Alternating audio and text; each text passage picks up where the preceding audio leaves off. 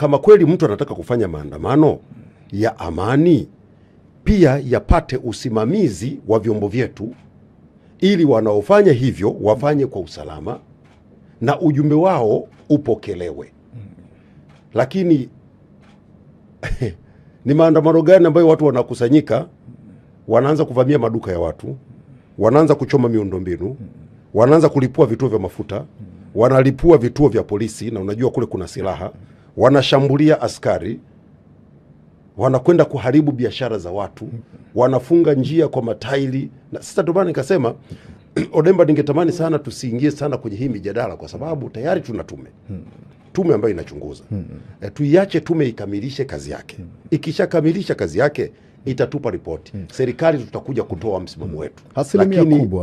Asilimia kubwa ya waliojitokeza kwenye hayo maandamano ni vijana, na vijana wanadai ya kwamba mimi nitakukatisha Odemba, hayakuwa maandamano.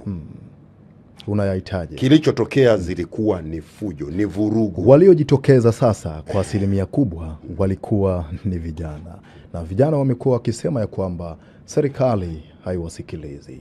Kwa nini serikali haiwasikilizi vijana, msemaji wa serikali?